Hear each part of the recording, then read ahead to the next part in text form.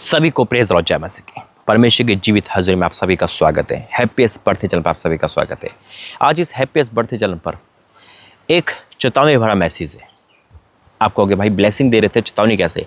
बिल्कुल सही सुना, क्योंकि चेतावनी हमारे लिए बहुत एक खास चीज़ है।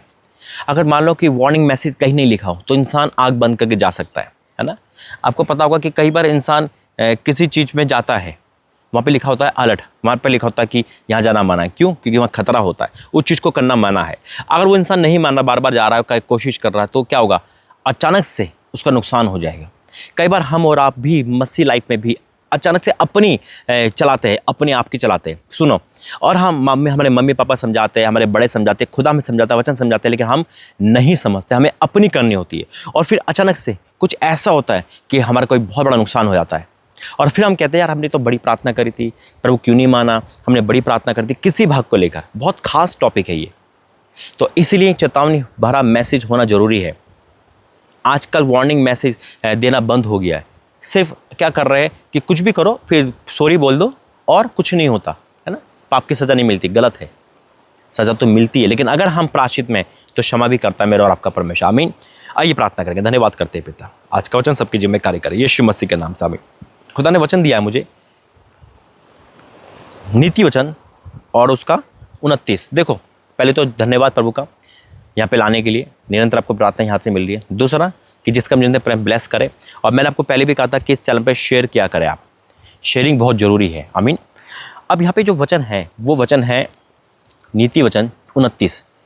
क्या लिखा है? जो बार बार सुनो, जो बार बार डांटे जाने पर भी हट करता है वह अचानक नष्ट हो जाएगा और उसका कोई भी उपाय काम ना आएगा। कोई भी उपाय काम नहीं आएगा। अचानक नष्ट हो जाएगा, बीमार पड़ जाएगा। अचानक नष्ट का मतलब क्या है?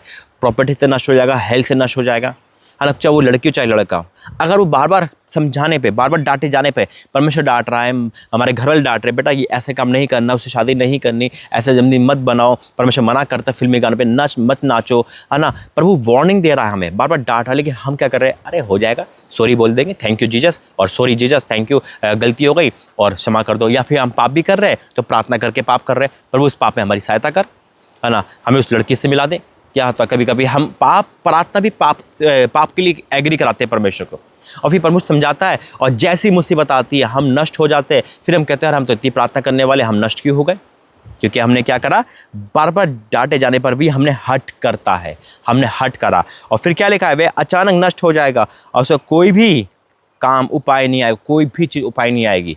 जब बीमार होगा ना, कोई दवाई काम नहीं आएगी, कोई प्रार्थना काम नहीं आएगी, कोई भी उपाय कर लो, चाहे फास्टिंग नाइट पर। क्यों? हमने परमेश्वर को रिजल है, हमने हट करा और हम नष्ट हो गए। और उसके बाद कोई उपाय काम नहीं आएगा, चाहे वो संसारिक उपाय हो चाहे आत्मिक उपाय हो।